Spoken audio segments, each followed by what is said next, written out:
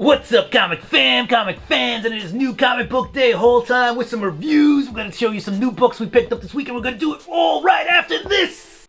Spartans, what is your profession? Welcome back. We got a fat stack. So we're going to get into this stack right now. But first, don't forget to subscribe, hit that notification bell. Go ahead and throw me a thumbs up if you like the content. And comment down below. Let me know what you're picking up. Let me know what you like. Let me know, if I missed anything this week. All right, let's get into the books. We're going to get into some dollar bin pulls first off. We've got, what is this? Superman, Man of Steel, number 22. This is the first Steel and his origin in here. He did make a cameo appearance in the Adventures of Superman, number 500. But, boom, this is the first Steel. And there's a bonus Man of Steel poster in here. So this was $1. I mean, I think it's like $1 book anyway, maybe $3. This is actually in really good condition. Maybe a 9.6. Not too much, stuff going on. Now that I look at it, maybe it's like more like a 9.4. Anyway, let's keep the ball rolling. There's a lot of stuff to get through. This is just, Superman, Man of Steel. This is number 35. And this is the first appearance of Static in a mainstream DC title. So this is Milestone Media and the Dakotaverse, and this is Worlds Collide. So this is a crossover event. So for Static, I think it's like another $1, maybe $5 book. This right here is just a DC logo variant. What's a DC logo variant? It's this DC logo right there. So this is just a variant DC logo book. Nothing. Not a minor key, nothing like that. This is Superman, Man of Steel Annual, number 3. This is from Elseworlds. This is also a DC logo variant, alright? And these books tend to go for like $1 more or something, unless it's like a big key book or one that's really rare. Those aren't too rare. But you can get like maybe $10 for that annual. Alright, next up from the dollar bin, we've got X-Men 299. I was about to say 266. Anyway, this is the first Kraden Creed. He's the son of Sabretooth, and he's also like an anti-mutant protester, activist, if you will. So, got this for $1. Again, none of these books are like super spectacular in terms of price, but they are what they are. Now, this is the first appearance of the new West Coast Avengers from this series. So you've got Barton and Bishop, the Hawkeyes. You've got America Chavez. You've got Kid Omega. You've got Gwenpool, and you've got Fuse. All right. So that's the new West Coast Avengers. Maybe a $5 book. Maybe. All right. We're gonna get into some newer stuff. So we have Eat the Rich number 1. Pretty sure this came out last week. This is the second print. So if this book ever pops, I think I've 2 of these now. But I pay a little bit more attention to spec books these days, just because, the hobby's got to fund itself at some point. So if these books pop, sell them off, get some better books. All right, we've got Radiant Black number 1. Again, this is the third printing of issue 1. So we got this, again, another book that's been heavily talked about. So we got that, and we also got the first print of Radiant Black number 1. All right, so let's actually get into the new books from this week. We've got Moon Hunter number 3. This book is hot right now. So if you can find a copy, go ahead and grab it. It's got the first appearance of Hunter's Moon right in there. So, it was definitely one of those ones that nobody really talked about until it hit the shelf, and everybody's like, oh, there's a new villain in there or something. Hunter's Moon. Grab me a copy of this for cover. Right now on eBay, it's probably like 10 to 15 bucks if you want to get one, and that's probably with it shipped. All right, next up we got Captain America number 4. I believe on the cover is the villain Superior. This is the first appearance of Ariel Agbayani. So she's a Captain America, I believe from Boston, 18-year-old. And I bought this mostly as a cover buy. So cover buy. The series itself is okay. Not the best writing, not the greatest art, but it's a very inspirational story. And Captain America, United States of Captain America. Alright, that was all I got from Marvel this week, guys. So we're switching gears, we're gonna go to DC, and we got Fear State Batman. Yeah, and the Scarecrow's still playing tricks with Batman. I like this book a lot. I know some people aren't that excited by the George Tynion Batman. I like it. What can you say? Also, they have the Clown Hunter side story. Again, it's a very very nicely drawn, very well put together kind of psycho thriller type deal going on in there. So I do like both parts of this book going on, and it's a good thing at a $4.99 price tag. Hopefully you enjoy what's in there. All right, we got Becoming Aquaman, or Aquaman the Becoming, with Aqualad over here. Good book. Good book. Well, I say great book. I don't know. A lot of setup in this, though. And at the end of it, you're like, whoa, what happened? This book totally took a 180. So, if you're into 180s, I recommend reading this because it'll start one way, go another. But as we all know, with things like Miles Morales, I don't think it's going to reach those heights, but sometimes these characters get like a new, like he's a new Aquaman, and there's already Aquaman out there, right? Like you got Miles Morales and you got Peter Parker. Who knows? This guy could take off. This is a long-term spec, I believe. Could be a good book to have in your collection, and it's a cool character. All right. We've got Suicide Squad King Shark, 1 of 6. Guys, this is nothing like the King Shark from the movies, but he's still funny, just a little bit more intelligent. And he still has that kind of bloodlust in here. Interesting book. This is setting up to kind of be like a Mortal Kombat type deal again. Kind of reminiscent of the Robin series is out now, except this one's a little bit more gorier. Or I'm gonna say it's more gory. You know, King Shark clearly like eats people whole. So, there's a couple first appearances in here. So, you know, for spec people, worth a pull. I kind of bought into this book a little bit more than I do a couple other specs. This is more long term. And when it does hit, it's probably a get rid of. I don't see it, you know, going to exponential heights, but there's a lot of potential for this book.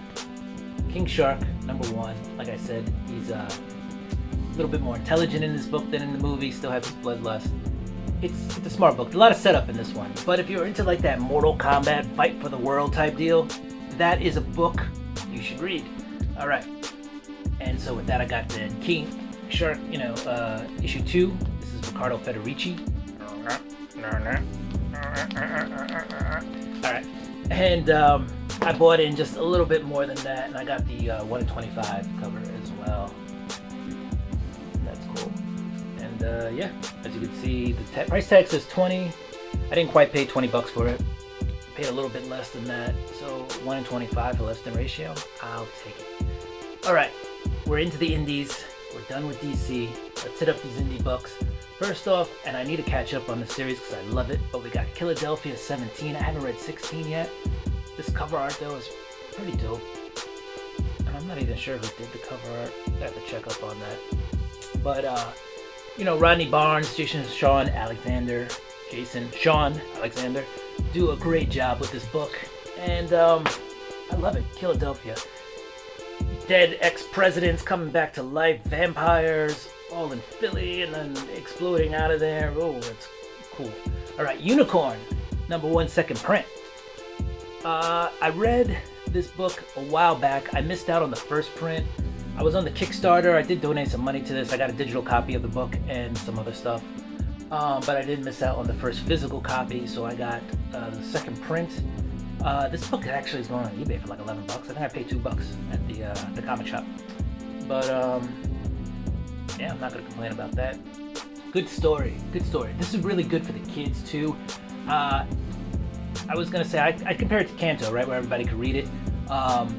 It's not that kind of. It's not Canto per se, right? But the things that are going on here are kind of reminiscent. Very heartfelt story with character who's, you know, short of stature, so to speak, and, you know, just shows they have more than what it appears, right? Don't read a book by its cover. Unicorn, very good story, worth a pickup. All right, next up we got Once in Future number 20. Again, this is a series I gotta catch up on. I've fallen behind, guys, so I'm sorry. Gotta catch up on it. But again, excellent art. Look at this Dan Mora art. I love Dan Mora. And then you got Kieran Gillen writing it, and he's an excellent writer. So, Once and Future is definitely a book that if you have on pull, I would not, I wouldn't bang you for it. All right, so as you remember earlier, we got a Radiant Black number 1. We got 2 of them. We got a 1 and a 2. Well, Radiant Black number 8 came out this week, and I got the Tyler Kirkham 1 in 25 cover here. It says $40. I'm not trying to cover the price. I did not pay $40. I paid a little bit less than this. My comic shop hooks me up with exclusives on a regular basis. So I keep going back. I'm like, thank you. I'm like, is that book really for you? And they're like, nah, we got you. And I love that. So this is Tyler Kirkham cover. It's a new character, new villain. I haven't read this one yet, so I will get back to you with that. I believe it's his first cover appearance too. Last time I checked, this book was going for like $50, $60. But I dig it. All right. Besides for that, we got King Spawn number 2. Sean Lewis is writing this, not Todd McFarlane, but McFarlane laid out the plot for this. I just thought this was a dope cover. I believe this is cover C. Cover B was Todd, and I forget who cover A was. But I just love the black and white with then the red coming out of the Capitol building there. Just so dope. Anyway, it's a good read. There's not a lot of action so far. It's a lot of Spawn being angry. And Spawn's been angry in a lot of things. I'm gonna give it one more issue because right now I'm teetering. I don't think it's garbage, but I don't think it's the best thing I've ever read either. Spawn hasn't been the best thing I've ever read for a while now. But the regular Spawn series I thought has progressed and gotten better as we've gone along. So I'm gonna give King Spawn probably a 3rd issue, see where it goes from there. I do think the story's intriguing, so I am interested to see where it goes, but we'll see. We'll see. So am I gonna stick with it? Probably. Right now, this is one of these books that at first I thought, man, I should have dropped it, and then the second arc came out, and I'm loving it. From Chris Condon and Jacob Phillips, we got That Texas Blood. Yeehaw! I don't know why I did that. All right, anyway, this is issue 10. It's a really good issue, and we're past the point of logic. We've entered the realm of gods and monsters and the men that long to join them. All right, this is a really good book. I mean, I can't say enough about it.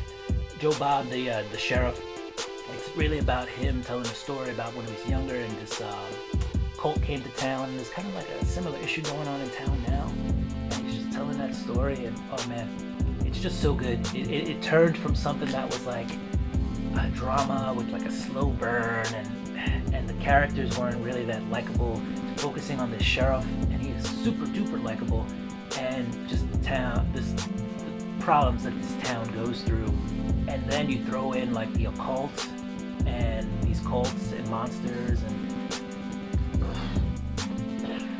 mind blowing. Excellent writing, excellent art. That Texas Blood, jump on that. If you want to skip the first arc, I don't blame you, unless you want to get to know the characters, and then read that second arc. All right, what we have here is Eat the Rich. This is actually number 2, but there was a printing error, and this one says number 1. And the guy at the shop was like, oh, we have some that say number 2. And I was like, no, I want this one that says number 1. It's a printing error. I want that error. So that's what I got. This is the cover B. I don't know if you know about what Eat the Rich is about, but there's cannibalism in here, guys. That's why this cover's like that. And I hope I didn't give away too much, but if you're into cannibalism, go ahead and grab this book. Anyway, yeah, this is issue number 2, not number 1. I'm enjoying it, but it's a little slow. I'm like, can we like what's the premise of this book, but can we actually get some action going on? Can we get something to happen? So we'll see what happens. Eat the Rich. Not bad. All right, last up, we've got The Last Ronin, number 4. Feels like this book comes out once every 4 to 5 months. I might be wrong. Correct me down below. Probably every 3 months, right? Anyway, if I remember correctly where they left off, Mikey was on his way to where Splinter and Donatello had traveled for a peace summit, if you will. And, everybody gets basically, as you know, everybody gets what's the word I'm looking for? Double cross. Let's go with double cross. And yeah, so Mikey then ends up traveling to go find what happened. You know, go see if Splinter and Donatello are still alive. Hops a plane. Basically, you know, hangs out in the luggage, gets there and finds out that they also suffered the same fate that his brothers did back in the day. We also find out some things about Casey Marie Jones, the daughter of Casey Jones and April O'Neil. And I won't give that away, but we find out some decent stuff, some cool stuff. And there's a big battle scene in here. There's a big battle going on in this book. Overall, I loved it. You know, even though I gotta wait so long for these books to come out, guys, I love The Last Ronin so far. So it's been a really good book. Lots of action, well written. Love the art, sad in its own way. You know. But yeah, that's all I got this week, guys. So hopefully you enjoyed the books I picked up. Hopefully you enjoyed the reviews. And if I missed anything, let me know, okay? So, comic fans, don't forget, subscribe, hit that notification bell. Go ahead and throw me a thumbs up and leave a comment down below. Again, do what you do. I'ma do what I do. I'ma get ready for next week's books. Peace!